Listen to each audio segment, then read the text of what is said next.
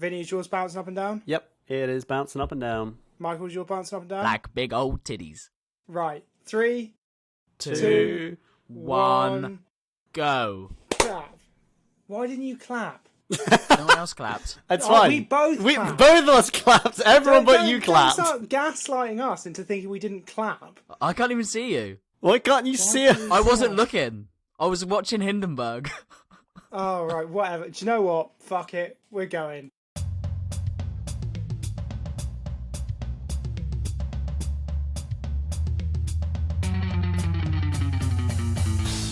Welcome, one and all, to the greatest podcast on earth, Goats, the show where we try to find the greatest of all time of everything.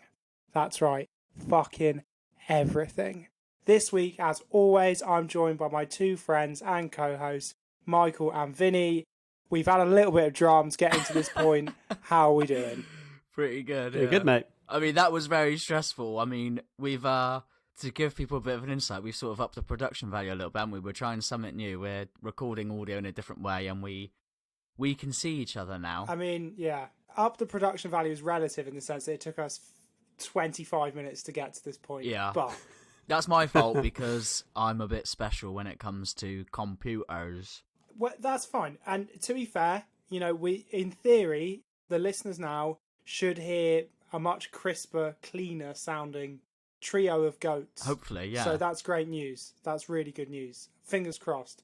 If it sounds like shit, this has all been fucking useless. But anyway, before we start, we've got quite a bit of housekeeping to get on with. So I'm just going to start rattling through. Firstly, we've had so much support. We had a bit of a drama today.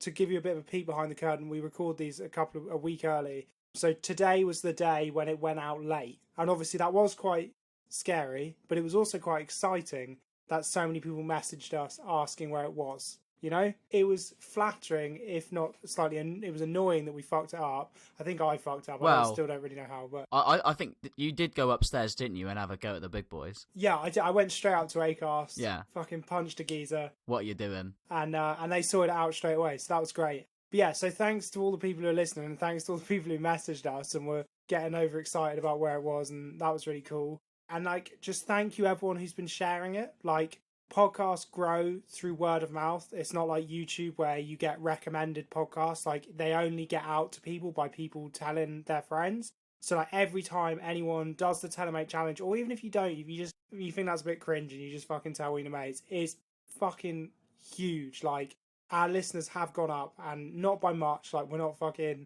in the thousands or anything like that, but it's really exciting. So we're like, I'm super, super grateful, and I know you guys are as well. We really appreciate it. Yeah, like, that's been wicked. We love you guys. We love you. We do, genuinely. We're on our road to becoming the new Joe Rogan. You know, if we play our cards right. Joe Rogan's a pussy.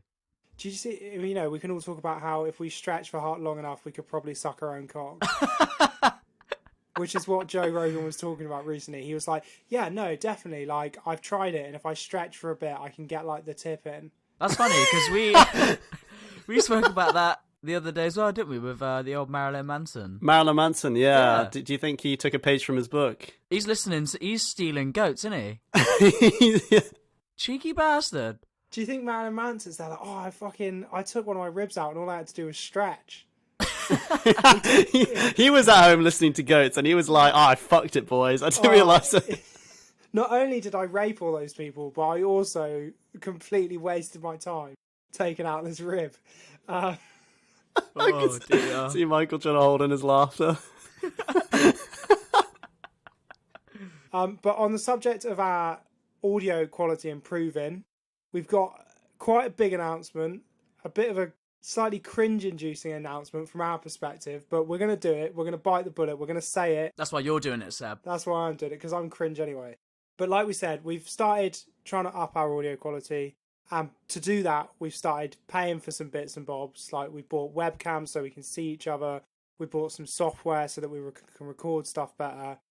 And on top of that, we've had a lot, you know, we've had people being like, oh, what can we do to help? And blah, blah, blah. We've had some people asking if we're going to do stickers or anything like that. And we thought now seems as good a time as any to do what all white boys making a podcast will eventually do, and start a Patreon. So if you don't know what Patreon is, It's a bit like OnlyFans, but for like Less cocks. but less cocks and tits and more podcasts. Basically, you can donate monthly to creators that you enjoy. Hopefully, that's us.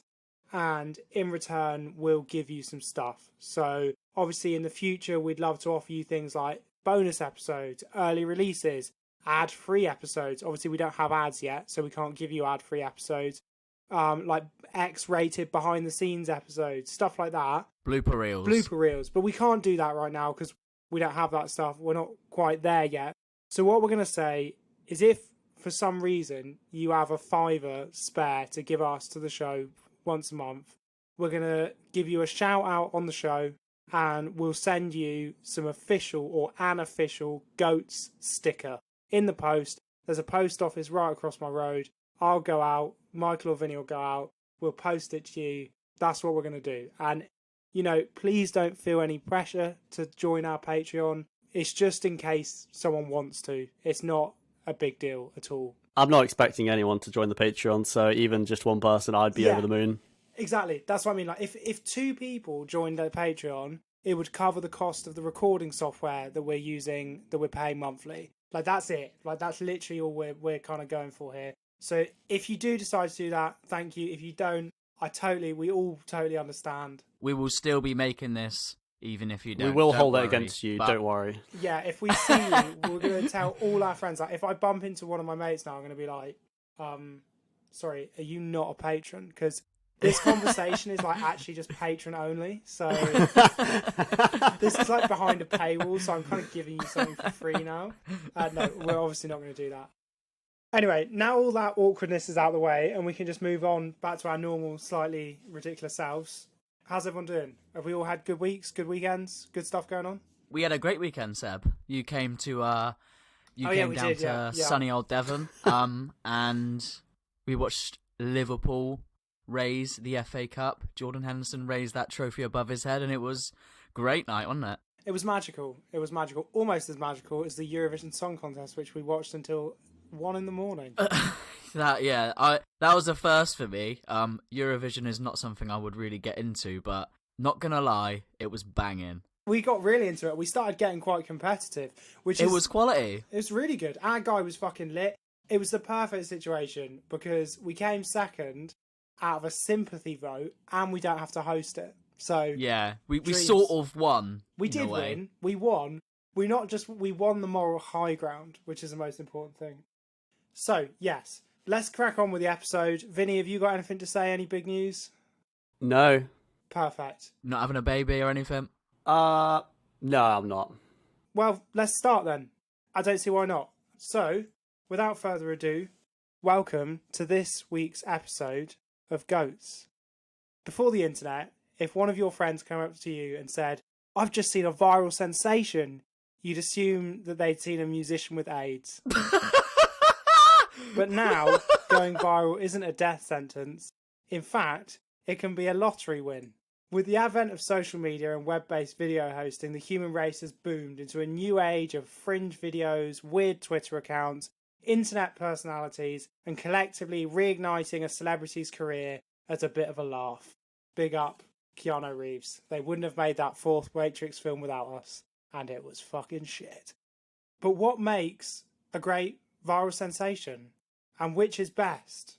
Well, that's what we're here to decide. So, without further ado, I want to hear what Michael has to say about the greatest, or what he thinks is the greatest, viral sensation of all time. Well, obviously I'm going to kick it off with a couple of honourable mentions, as is quite typical, so I'm going to leave the suspense on who I think is actually the greatest viral sensation of all time. As long as you don't go on a 20-minute ramble about how you're afraid of what you might pick because of the online viral sensation community might get you, like Sebek last week. I don't know what you're talking about. Oh, yeah. I'm going to open with, a 20-minute rant, or a 20 minutes of nonsensical bollocks about LSD. You know, either one. Hey, I won that one. No, I'm going to open with some proper shouts. So, the first one that I thought of, I don't even know why. It's not even that big of a sensation, hence why I haven't picked it, but I thought I would talk about it. Does anybody remember Will It Blend? Yes. Yeah, of course. fuck yeah, I do. Oh, I thought it was just me for some reason. But yeah, Will It Blend? That is the question. It started in 2006, and it's a YouTube channel which was used to promote blend tech blenders. And basically, they just asked, will it blend? They chucked anything in their blender to prove it could do it. It's a genius viral marketing campaign because it works. Everybody in 2007 wanted to see an iPhone get blended. It's just hosted by some random fella who blends the stuff. He's still going now. Is he? Yeah, their last video came out it was either 3 months ago or a year ago. Between that sort of time frame, they've died down on the weekly updates. They've run out of things to blend. There's only so many times you can blend an iPhone. Well, I mean, I suppose you could probably do it every year, a bit like Apple do it every year, but it gets a bit boring. Woo! Hot take. Hot take. But yeah, he blends the stuff. He opens up the lid. He says the perfect catchphrase. Let's pretend he's blended the iPhone. He'll say, "iPhone dust. Don't breathe that." And that's it. That's Blendtec Blenders. It's perfect viral because it's the same format every single time, and everybody watches it. I remember in the early YouTube days just being obsessed with Will It Blend. Everybody was obsessed with these like little niche random videos. It's got 290 million views in total. Jesus So they've done Christ. pretty well for themselves, the Will It Blend guys. And to be fair, every time I saw it, I was like, you know what? That is the blender to get. If ever I need a blender, which I definitely don't need a blender, what am I going to blend? Smoothies? Nah. Your iPad. Oh, yeah, exactly. But I would get a Blendtec because I know that if it can blend an iPad, it can blend a banana. How much is a blender? I don't know. Do you work for Blendtec? I don't know. Because you're Have a selling look. me this idea quite well. They're quite cheap. Oh, no, they're not. No, they're not. A Blendtec juicer? Fucking hell. It's $1,000 for a blender. Wow. Wow. It could probably blend nails. For 600 quid, you can get 600 quid? Yeah, but that'll probably blend a small child or something. The thing is, if you're using it at home, you're only blending apples and oranges, aren't you? You're not actually blending iPhone, so I don't know why you need a £600 blender. Has anything ever defeated Will It Blend? No. They're undefeated. But I guess they just pick things that they know they can blend. They probably have been defeated, but they just didn't do that. Well, yeah, maybe if they did get defeated by, like, iPhone 50, they wouldn't They just put it wouldn't out, put it I up. suppose. Like, they just Yeah, go, oh, maybe. Let's not On do one of that. those Nokia brick phones. No, they blended those. That's fine. Yeah, annihilated that. Yeah, honestly, Impenetrable like... object meets unstoppable. Yeah. Anything they can blend. But I didn't pick Will It Blend. I just thought it was quite an interesting little, like, niche one. Here's another interesting one. This was very big in 2007 and started an entire culture and movement. It's very, very famous. I'm gonna play a little song before I introduce it, just to see if I can sort of trigger your brains a little bit. So I just want to hear your reactions to this song. Give me a sec.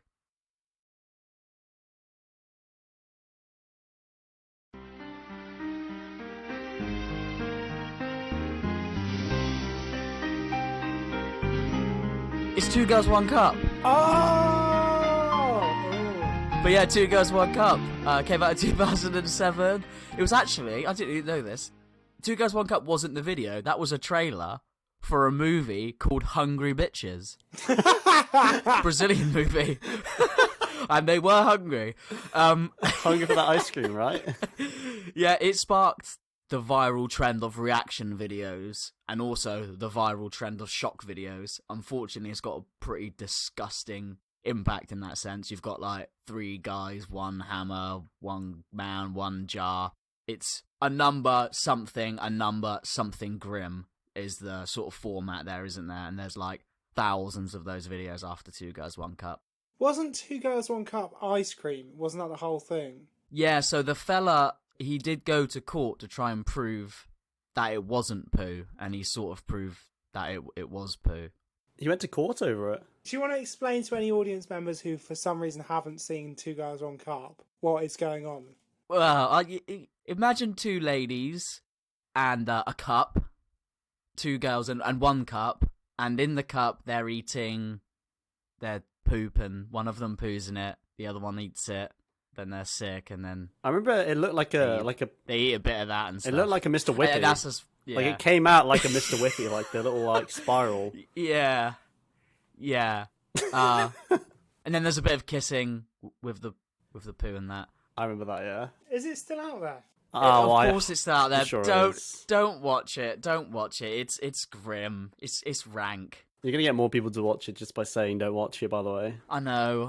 I just wish they'd listen to me. Don't watch it. But, I mean, there was, it sparked reaction videos and sort of like the challenge to try and watch Two Girls, One Cup was sort of more viral and famous than the video itself. Like, you would sit your friends down and go, ooh, have a look at this video, see how long you can watch it for. Looking at Seb's face reaction now on the camera, he's definitely Googled it and it's still up. It's so much worse than I remember. Yeah, don't watch it. But a huge, huge viral sensation was Two Girls, One Cup. And I didn't know this, but one of the most viral reaction videos to it was Kermit the Frog. Obviously, I didn't pick that because I didn't really want to research any more about the poo and stuff. But I thought it was interesting.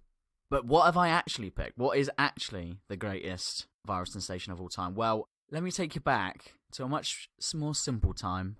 2016. Wasn't that a good year? Wasn't that nice? Without COVID and Brexit and Boris Johnson. Wasn't 2016 considered at the time the worst year in modern history because like all those celebrities died and there was Trump getting elected and Brexit was last year? You read my mind because 2016 was very famously the year all the celebrities died. I've even got a list. So in 2016, Bowie, Prince, George Michael, Alan Rickman, Muhammad Ali, Victoria Wood, Gene Wilder, all dead. Jesus. R.I.P. and many, many more, but these are like sort of the ones everybody knows. I was convinced during 2016, I was like, the Queen is definitely going to die this year. She's still kicking. So respect to her, she survived 2016. But there's one name on that list that's missing. And I think, it's the most destructive, it's the most heartbreaking name on that list that's been omitted. Oh no. It's Harambe. Hang on, did Harambe die in 2016? On the 28th of May, 2016, our Lord and Saviour Harambe was shot dead. R.I.P. And we just have 1 second of silence for Harambe. Thank you. So, yeah, Harambe, that's my pick for the greatest viral sensation of all time. So, Harambe, who was he? If you don't know, if you can't remember Harambe, he was a 17-year-old Western lowland male silverback gorilla, and he was a fucking beast. He weighed 200 kilograms. 200 kilograms. To put that into perspective, The Rock, at his heaviest ever, weighed about 122. So, Harambe makes The Rock look like a right pussy. He's nearly twice the size of The Rock. He's an absolute monster, Harambe was. An absolute monster. I need to... Please correct me if I don't say was, because obviously that would be quite, offensive to Harambe. Yeah, exactly. So, what happened? 28th of May, actually, the day after the big fella's birthday. So, he's just turned 17. He's had a bit of a bender the night before, I imagine. He's been on the bananas and probably licking them salt cubes and that. And do gorillas do that? I don't know, probably.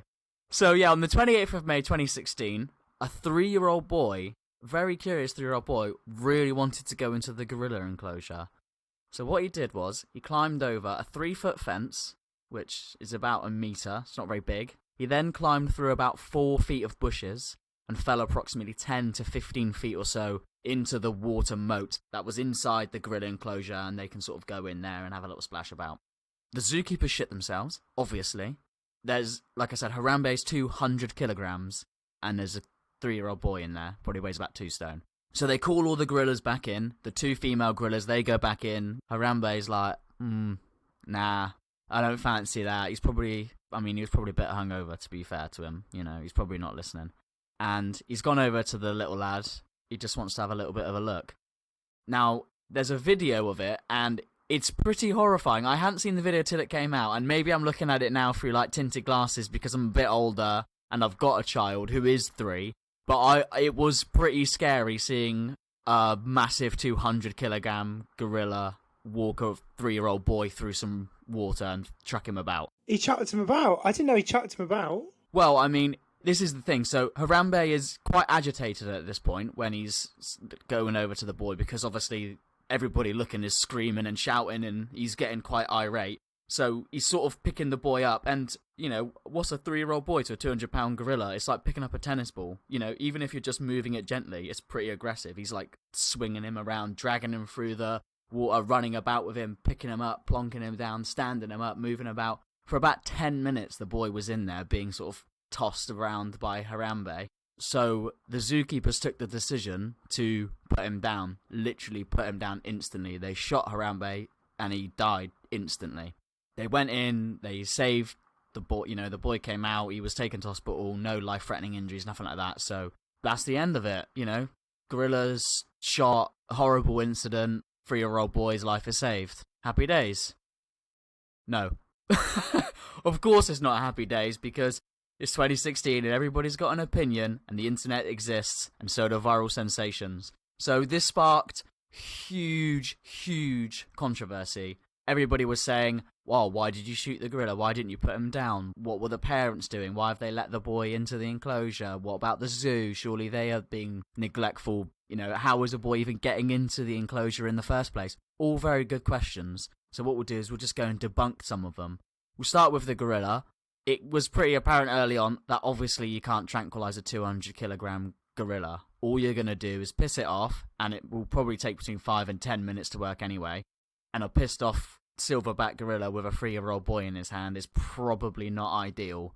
It's quite a rare circumstance. Kids generally, not every day, going in and playing about with gorillas. So they took a drastic decision in weird circumstances just to shoot him. And I think you'd have to say, if that was your child, you would say fair enough. Do you know what I mean? So that's interesting, because when you watch, like, do you remember there was a bit, it's not so popular anymore, but for a while there was them shows where they'd go out, and obviously they never showed, like, the real boots on the ground kind of looking after animals in, like, some wildlife park in Africa. They'd always just show, like, the one guy who got to fly around in a helicopter and, like, blow dart rhinos all day. And they'd be like, oh, yeah, it's because we need to tag him. And it's like, yeah, I'm sure there's a lot of just, like, making sure they've got enough food. But they never show that. They'd show the guy who, like, and then hit the fucking rhino, and the rhino would be running along, and then it'd just tank it and fall over, and then they'd, like, tag it.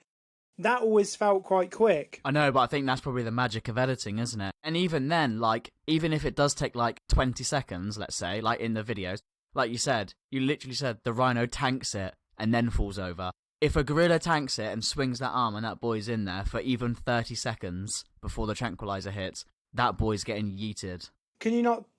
I know that I'm starting to sound a bit like... an idiot. Yeah.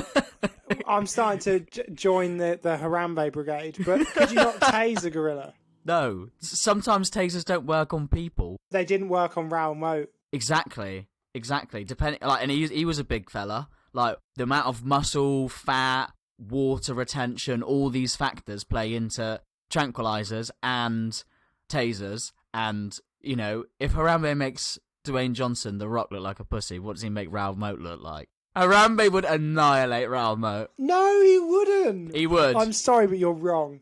Raoul Moat... A 200-kilogram male silverback gorilla would annihilate Raoul Moat had a Mohican and a sawn-off shotgun. Well, yeah, obviously with the gun, he'd probably win. No, he wouldn't. Harambe could take a bullet. Well, he clearly couldn't.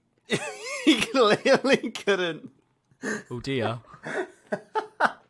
The reason I brought it up is because they tried to tase him and it didn't work. Yeah, and it wouldn't have worked on Harambe either. He'd have taken 20 tasers. He was that hench.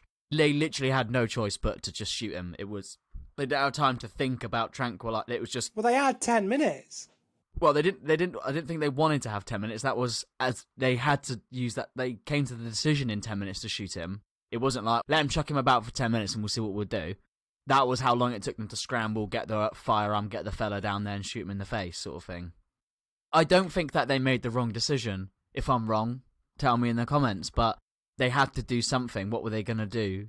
Like, yeah, tranquilize him and potentially watch a gorilla rip a 3-year-old boy in half. Do you know what I mean? That's... Can't get away with that. I don't know why that's funny. You're a sadistic fuck, that's what I said. Just like breaks him over his knee and splits him apart. Like from Mortal Kombat. Fatality. Harambe wins. It would have been exactly like that. So that sort of, it puts the zookeepers in the clear. the parents were investigated for, any wrongdoing, but prosecutors found that they hadn't done anything wrong. I mean, we're never going to get any details on what happened. I don't think any parent would, knowingly just watch as their kid stumbled into a gorilla enclosure. You're not just going to be like, oh, let's let him go over the fence, whatever. So I kind of want to give them the benefit of the doubt there.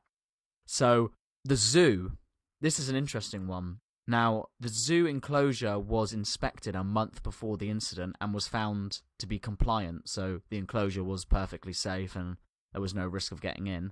Obviously, that wasn't true, because when they investigated after the Harambe incident, they instantly found that it was uncompliant and ineffective, which doesn't really need to be said. Of course it's ineffective. There's a fucking kid in the gorilla enclosure. Obviously. So, if anyone is to blame for the incident, it would be the zoo, because, the reason why I said the numbers, a metre-high fence and 4 feet of bushes to then jump down the hole. That's not very big, is it? 3 feet. That's tiny.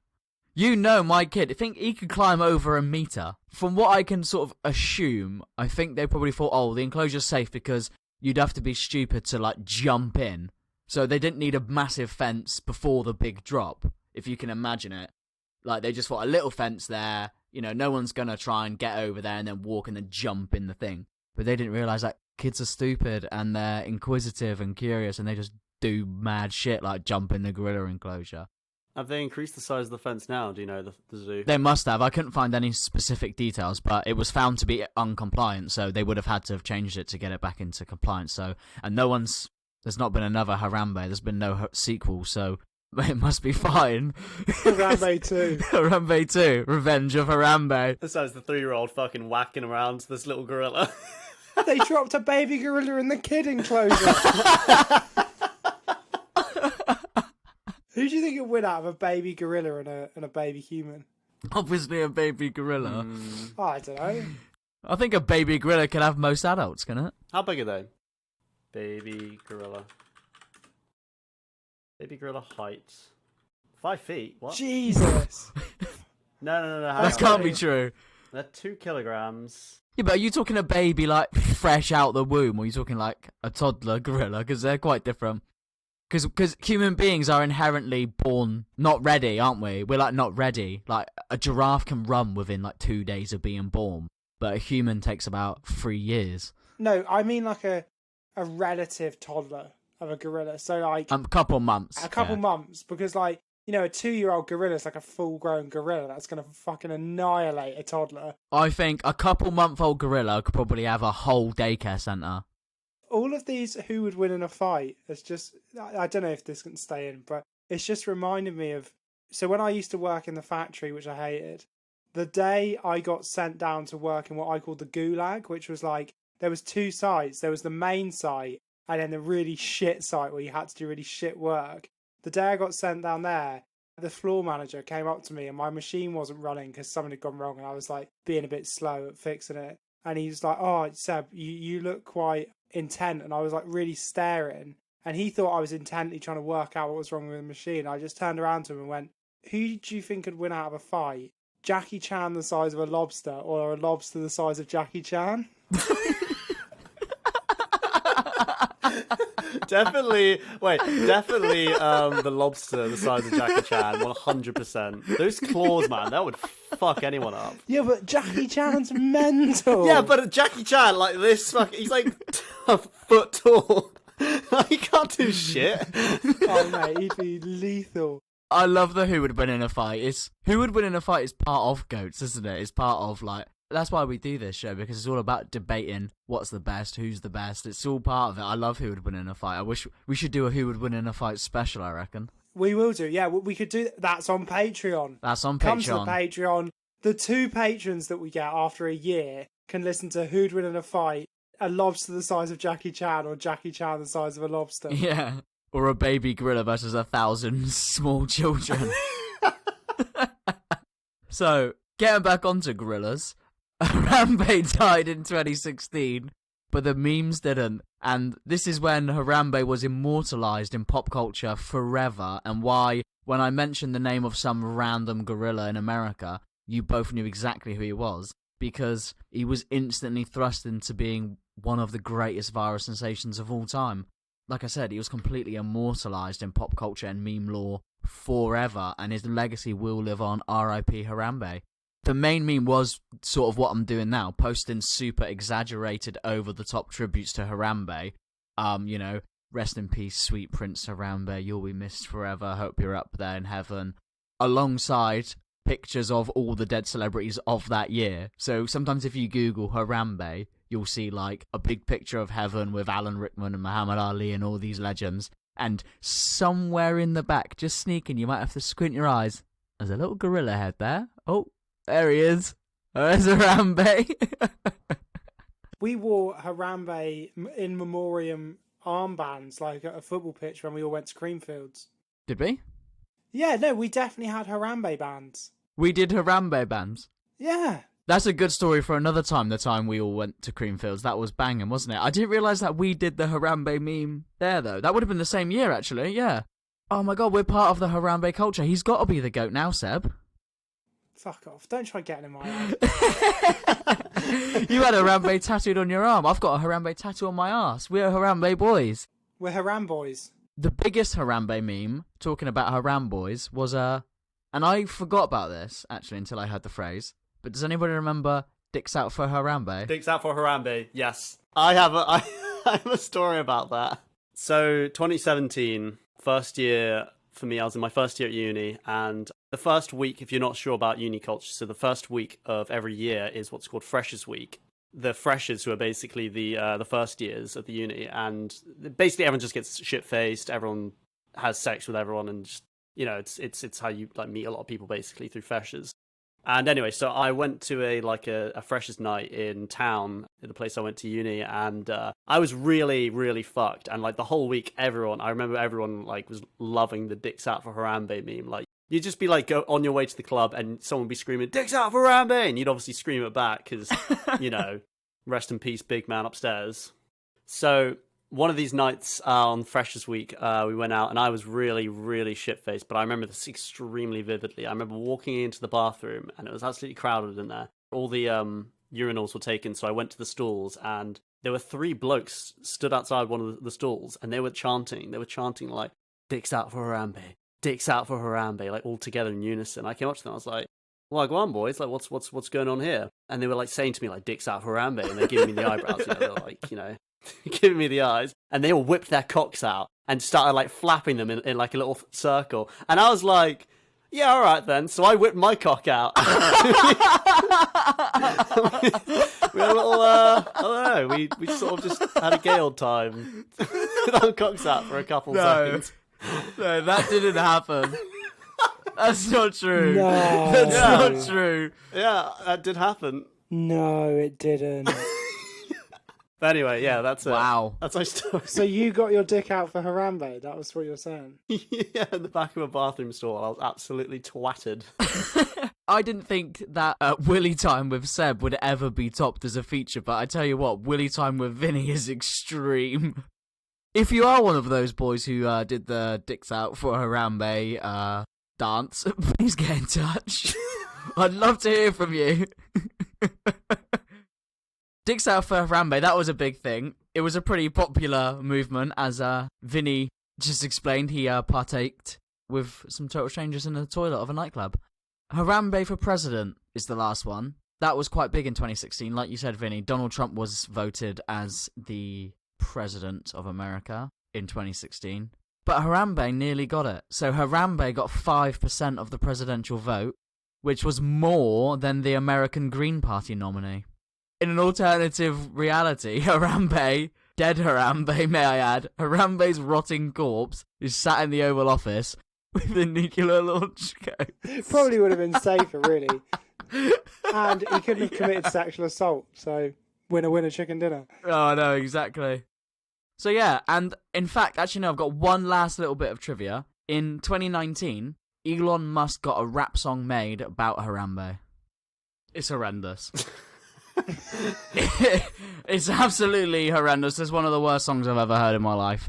But I thought it was funny because Elon Musk did it in 2019.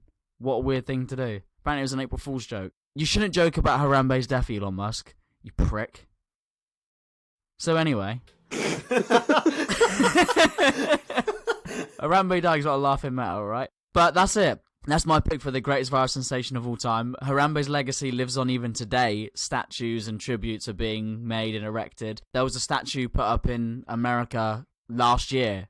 So, you know, Harambe will be forever. He is forever immortalized in pop culture. It will be in 2050 when they open up the internet after it's died and they go through what was what and they get onto the folder that says Harambe. That folder's going to be bursting with content and their mind's going to be blown. They're going to be fucking confused is what they're going to be. They're not going to know what was happening. They're going to be all of a sudden started worshipping this huge gorilla for absolutely no reason. That's Harambe. Rest in peace, sweet prince. I hope your legacy will live on forever, immortalized in this podcast as the greatest viral sensation of all time. See you later. Well, I liked it. I don't know if people will remember Harambe in 2050. Of course I will. They didn't remember him, I think, 7 months after he died, to be honest. We can only at this point just wait and see. Not only is he a dead great ape, but he's a dead meme. Ooh. Ooh, dearie me. That was horrible, Vinny. Take that back. That was too far. He's absolutely fucking wrecked you there. I was just about to give a passionate speech about how Harambe is still relevant. He's still the forefront of my mind every night before I go to sleep. But after that, I mean, can't believe you just said he's dead and he's a dead meme. That is a horrible thing to say. The truth hurts. The truth hurts, boy. He's dead. Slander his name like that, laughing and joking about Harambe. It's not a laughing matter, I told you. Well, look, I liked it. I did like it. Harambe does hold a place in my heart. I can't lie. Like I said, I remember Harambe at Creamfields. I remember dabbing for Harambe. That's the most 2016 thing I've ever heard in my life. Oh, good old dab. People don't dab enough anymore. No, dabbing is dead, and I'm bloody glad about it. I've seen you dab, Michael. No, Don't you pretend haven't. you haven't. I have. No, you I haven't. watched you dab. It's really weird that you mentioned dabbing, or maybe I mentioned dabbing, but just today I was showing a colleague at work 2 pictures from my trip to Vietnam that was this same time period. One where I was dabbing on a temple, nice and respectful. That's the worst thing I've heard today. And another where I had dabbed so hard in a club that I'd kneed myself in the face. That is embarrassing. And it was a picture of me in a mirror in Vietnam holding my lip up as blood poured down my face. But yes, I liked Harambe.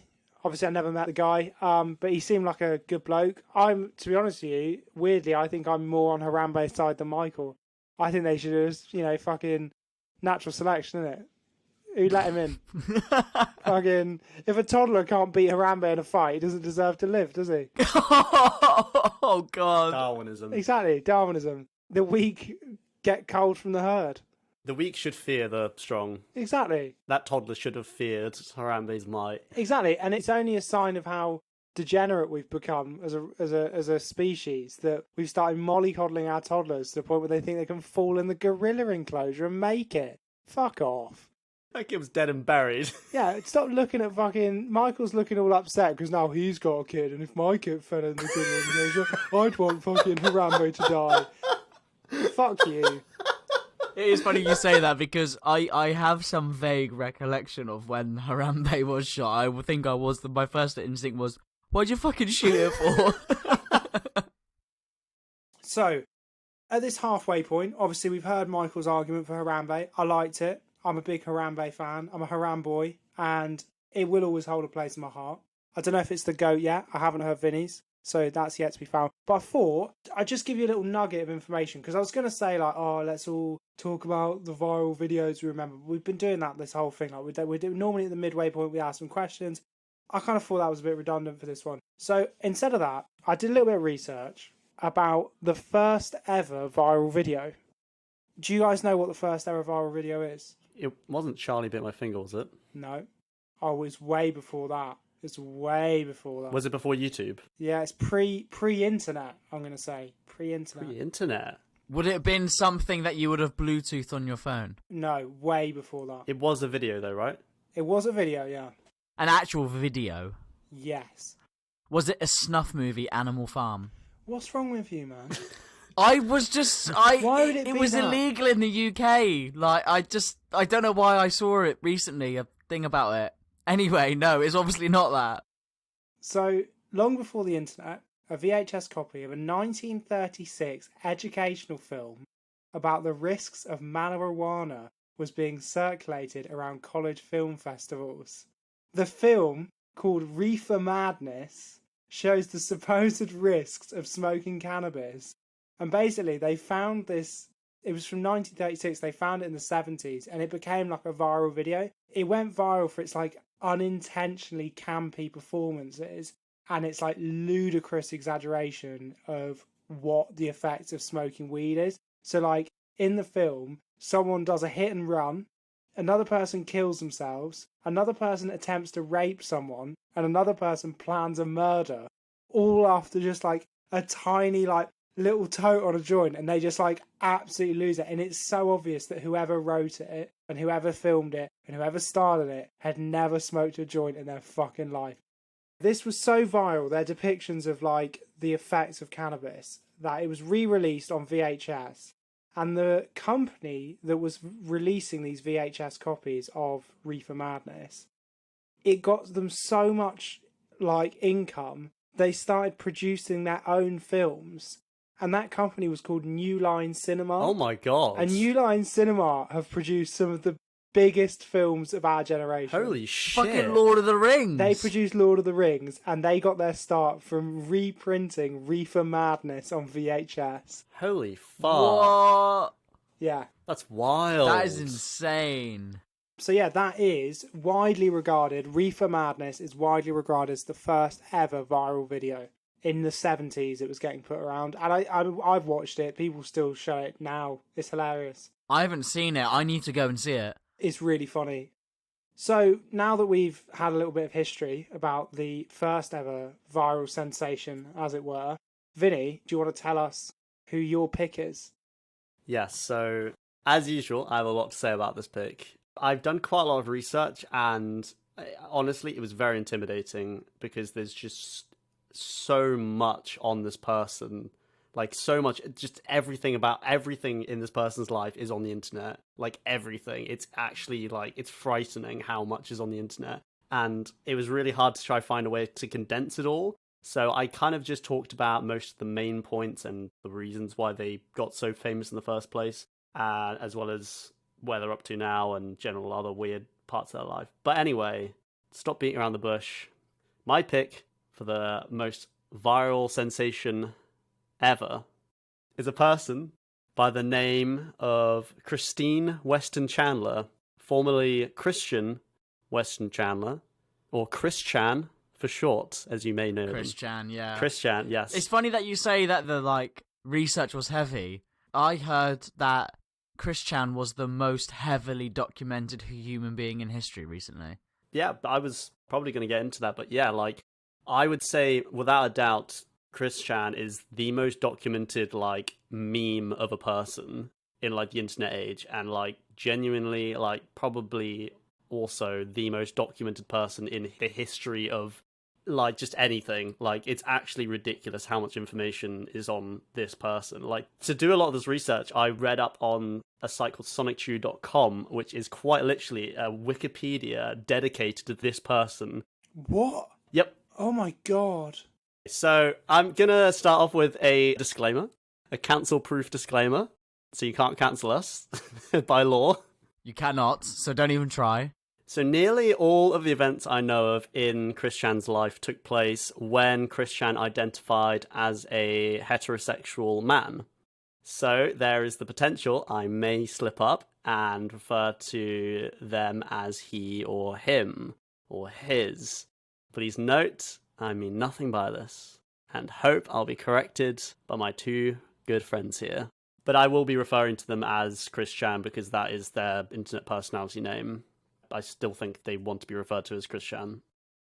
Chris Chan's first experience of internet fame happened in 2007 when pictures of him in a tabletop gaming store were posted online, mostly on the Something Awful forums, which I'm not sure if they're still around today. They were pretty big in the noughties, and obviously 4chan, which is still somehow kicking to this day. Chris Chan was initially mocked for wearing kind of like strange clothes and would always wear a strange medallion around their neck. Now, the medallion is actually Chris Chan's most prized possession. It's the Sonic Chew medallion. Now, hold up. I know what you're thinking. What the fuck is Sonic Chew? Is it Sonic Chew or Sonny Chew? It's Sonic Chew. Sonic Chew. So, Sonic Chew is Chris Chan's very own webcomic series that he started in 2004 and featured the big quotation marks around these two words, original character of Sonic Chew. And Sonic Chew is quite literally what you get if you put Sonic the Hedgehog and you mix him with Pikachu from Pokemon. And it is literally just, like, the character is literally just Sonic, but he's yellow and has Pikachu's tail, and like apparently that makes him an original character according to Chris Chan. I can see Seb furiously googling Sonic Chew now, and he looks terrified. Don't go down that rabbit hole just yet. We won't see you for a while. I feel like my life just flashed before my eyes with some of the things that came up just when I just typed in Chris Chan, and some of the things. I saw a guy in blackface. Yep. I saw a guy being arrested. We'll get to that. I saw a lot of really intense things. Did you see Sonic Chew? Yeah, of course I fucking did. Because that is what he's known for, Sonic Chew. So Sonic Chew was what he was originally found for. So after Chris Chan's webcomic found its way onto such infamous sites as 4chan and the Encyclopedia Dramatica, which I don't think I think it's now defunct. Chris Chan was then propelled into internet fame. So the reason why it was so, interesting for a lot of people online, this Sonic Chew series, is because the webcomics featured very childlike drawings which were coloured in like felt tip and like crayon. So quite literally looked like they could have been made by a child and had like some of the worst writing, just the cringiest, most terrible writing, full of just horrific like grammar mistakes, spelling mistakes, plot holes. You name it, it had everything. So the fame basically started to go to Chris Chan's head, and after online trolls, found ways of contacting her, she began telling everyone, and anyone that would listen, every single minuscule inch about their life, and I mean everything about their life. It was just posted online without like anything. Like Chris Chan would literally like post like her address and phone number like online, an email address, and be like, but don't call me, but here's my phone number, don't call me, I don't want any of them trolls calling me, but here's my phone number anyway, just in case. So some of the details included being a self-declared VWR, which obviously stands for Virgin with Rage. Obviously. And living in their parents' house, which was basically squalor. The very definition of squalor. I think they were both hoarders, and there's a lot of documented evidence of their house, and it's really grim, really disgusting place to live. But Chris Chan would even write essay after essay online about how they weren't able to get the attention of quote-unquote boyfriend-free girls, was what Chris Chan was aiming for. Aren't we all? So, yeah, Chris Chan would even go to public places like a park or a shopping mall and hold up a cardboard sign which read something like, I'm a 21-year-old male seeking an 18-year-old single woman. How did they not find someone? After all this research, I'm still not sure. They were putting the legwork in hard. I never went to a shopping centre with a sign. So the more online people found out about Chris Chan's strange life, the more they wanted to find out more. Does that sentence make sense? Yeah, the more they found out, they wanted the more. The more they wanted to dig. Yeah.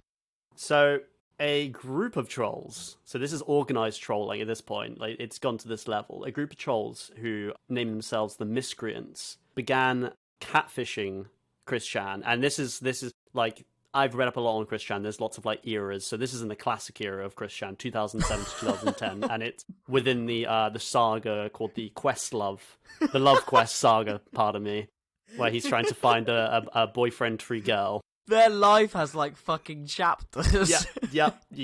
Sagas. Yep. It's unbelievable. And I actually found a name for people like historians who are really knowledgeable and really impassioned by learning more about Christian. They call themselves Christorians, and it's called like they study Christory.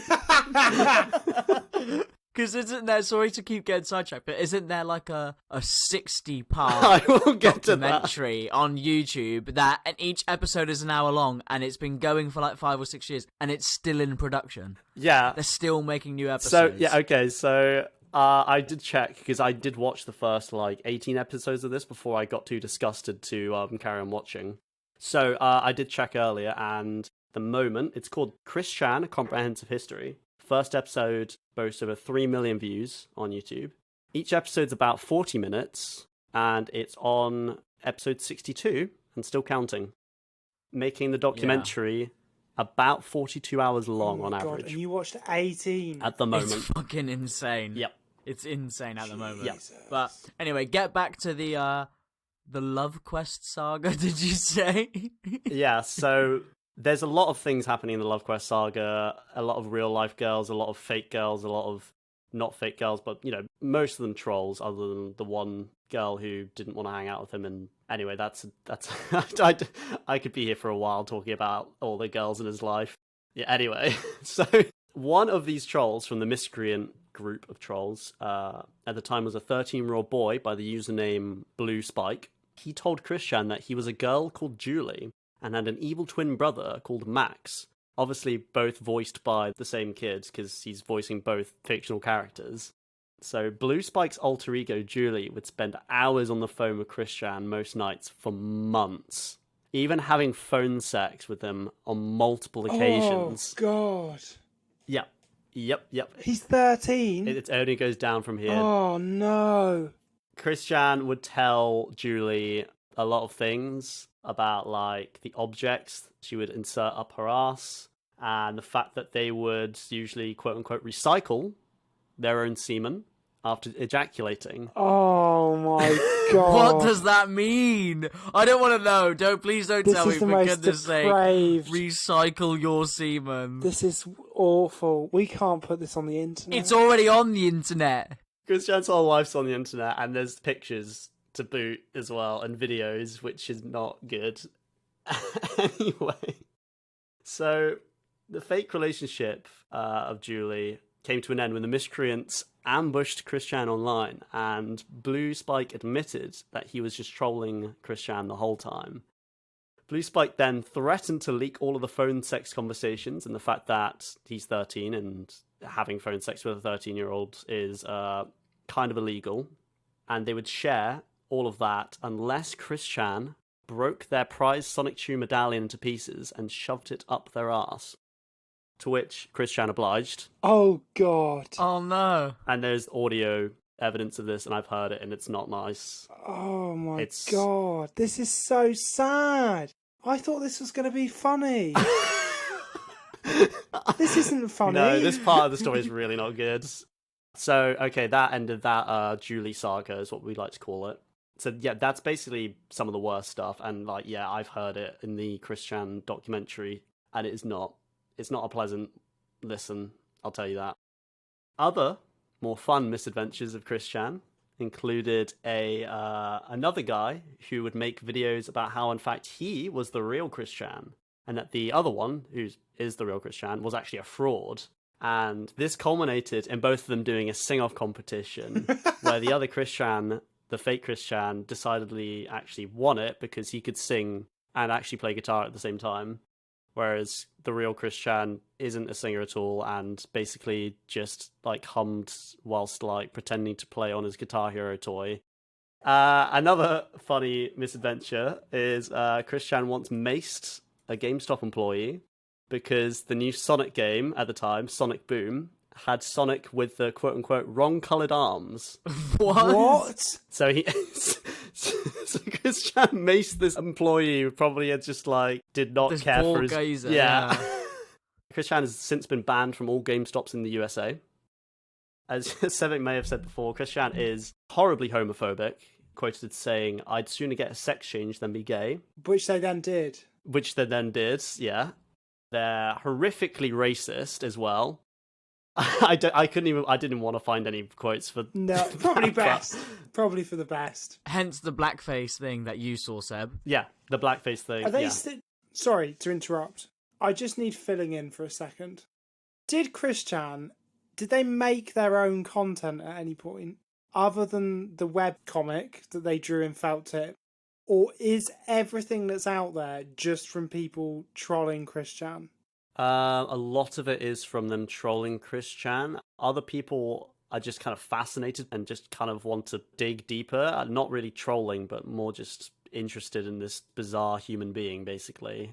Yeah, I think the thing about Chris Chan is, it started with the web series, and then they would be trolled, but Chris Chan would post video replies to all the trolls, like, publicly to the internet. So, as an onlooker, you could see what was happening all of the time, and that's why it got so big, and then more people get on the bandwagon and start trolling it, because they obviously know they're going to get a reaction, and the whole world's going to see it.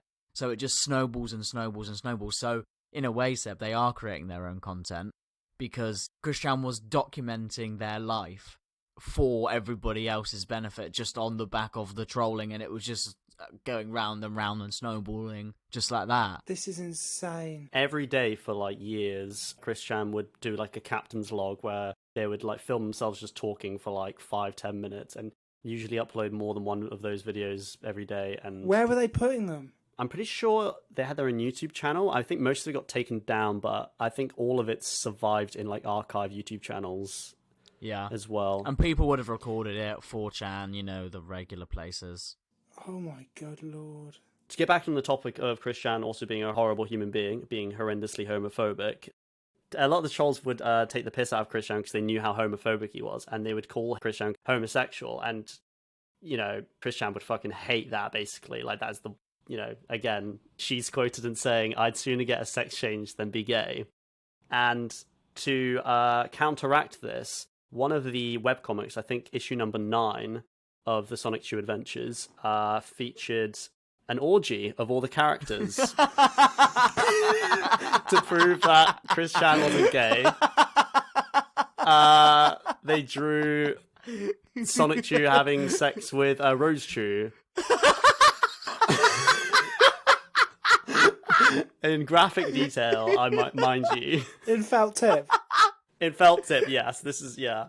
It also included a really, really horrendous panel where one of the characters is, I think, like 14 years old in the series, and she's saying, "Oh, I want to get involved in all the fun," and then I think Rose Chew saying something along the lines of, like, "I would also love you to get on the fun, but unfortunately, due to dumb laws, oh no, we can't include you." Yeah.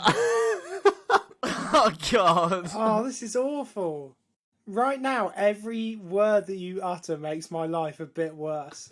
It's awful. Seb, you shouldn't watch the documentary. It's, like Spinny said, it's 42 hours long. I'm going. It's not even finished. It's unbelievable. I've seen a few of the episodes. It's unreal. Yeah. I find it so morbidly entertaining just seeing this car crash of a human being. And I think in the first episode, I remember seeing like one of the top comments on the YouTube video. It says something like, "At the end of the day, there are no heroes in the story of Chris Chan. Everyone is a villain." And it rings true. Everyone, from like the people like harassing Chris Chan to Chris Chan themselves and Chris Chan's horrendously manipulative mother, everyone involved was just a horrible human being, and it's a tragedy from like day one. It's all culminated in last year, where Chris Chan is currently awaiting trial as they were arrested last August on the charge of having incestuous sex with their mother. No! Earlier, I found the audio logs that they've been taken to court over of Chris Chan confessing about how they romanced their mother and had sex with them. Bear in mind their mother's 79 and has dementia. Oh, God. What? It's pretty bad. This is depraved, all of this. It's not good. This is the worst thing that's happened to me in ages. I'm not. Yeah, writing this has been like I've got like it's really easy. Sorry, to fall into like a rabbit hole on the Sonic Tube, like the Wikipedia, because there's just so many links, hyperlinks to like this day where they did this, and like this day where they did that, and like shoved this up their ass. You know, everything about it it's so wildly morbidly interesting to me, but it's also like I feel like I need a shower after reading a lot of the stuff that's happened. Can I just say, I'm just on sonitude.com now, and there's a little like section here. It has been 8 days since Chris has last claimed to be Jesus Christ. Oh yeah, I haven't gotten to that part of the documentary, but I'm pretty sure around 2014, Chris Chan's mental health really deteriorated, and I think they have a god complex now. It's funny because it was so good to begin with, their mental health. Yeah, it's amazing to see how far someone can fall. Yeah, they've gone from rock bottom to even lower, and it's horrendous. But I do believe this is the GOAT viral sensation. I think like the longevity, the fact that people are still extremely interested in Chris Chan, and the fact that like there's been actual evidence of two people who like met each other through their passions of Chris Chan, and actually I'm not joking, and actually are now happily married. Oh my god. Couples have been made over the intrigue of this person online. Right. Do you know what? I think I've had enough Chris Chan. I think just to stop us talking about Chris Chan, or to stop Vinny talking about Chris Chan, we need to come to a conclusion on who the GOAT viral sensation is. And this has been shambolic from start to finish. From the moment we began, from us not being able to talk to each other properly for the first 25 minutes, to Chris Chan. Everything in between that was gold. I don't know what to do. And I'll tell you why. I'm going to be really open about my thought process here. On the one hand, Chris Chan is obviously the most documented viral sensation of all time.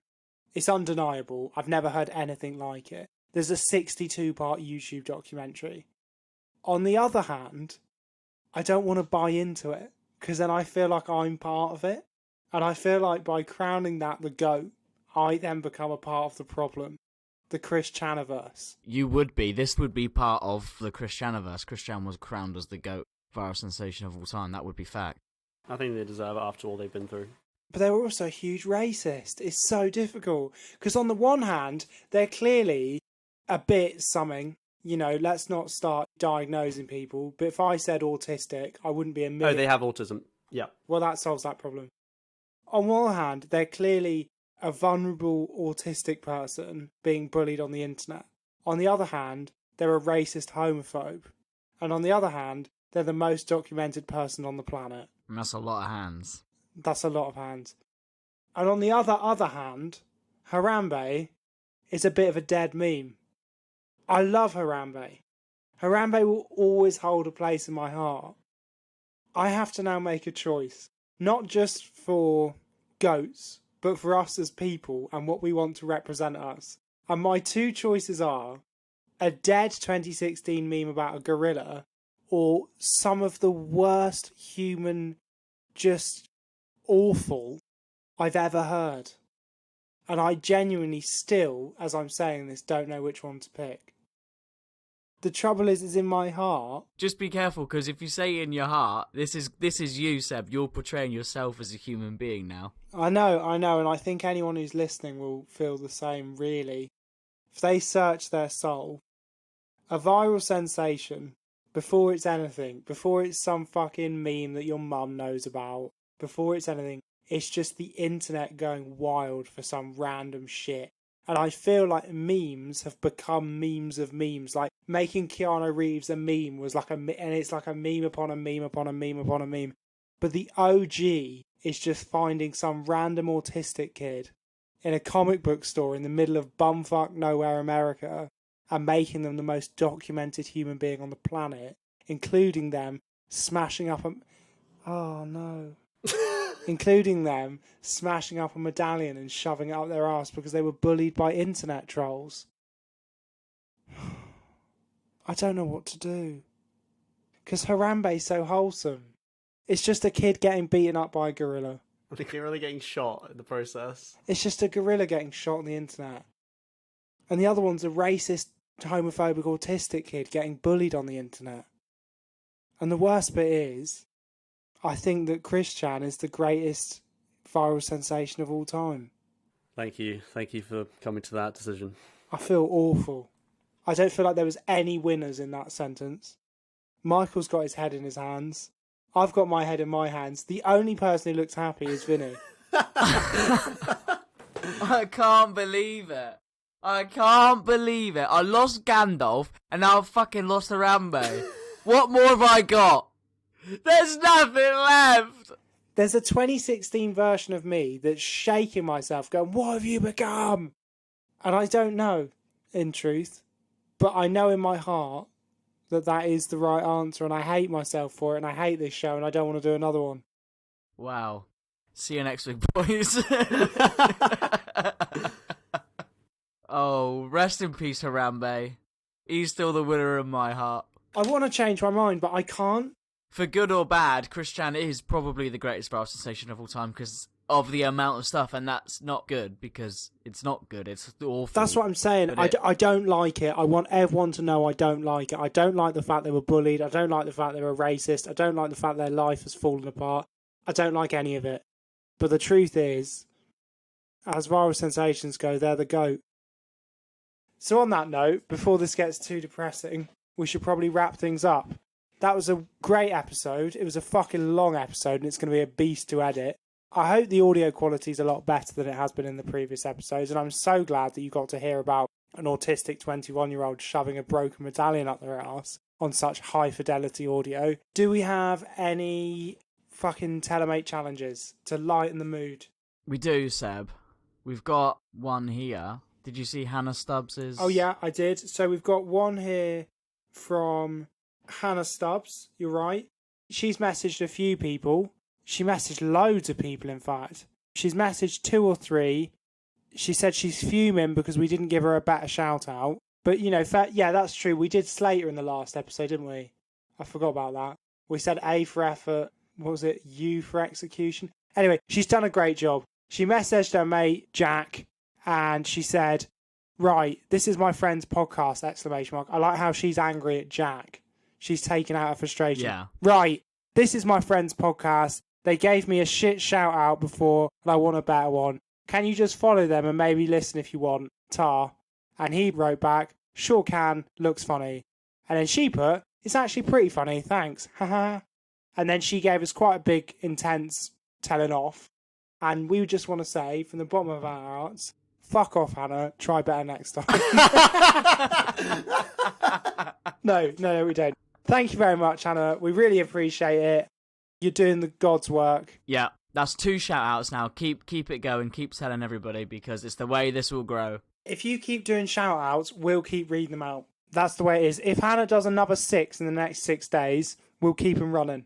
I swear down. And we'll keep making this quality content, Harambe versus Christian, for your listening pleasure. Has anyone got any other Bs? Any last bits and bobs? No, nothing from me. Obviously, if this has floated your boat, check out our Patreon. It'll be in the description below. Also, follow us on Instagram. Also, send us an email if you so wish. If you've got any suggestions for episodes, feel free to ping them in. And yeah, if you become a patron, we'll give you a sticker, a really good shout out, and we'll fucking love you forever. We genuinely promise lots of really, really good free content in the future because with that little bit of support, we can make this better and better and better. But next week, we are talking about comebacks. Whether it be sporting comebacks or a comeback in celebrity hoods, it could be anything and everything in between. Fantastic. We'll see you soon. Bye. Love you. See you next week.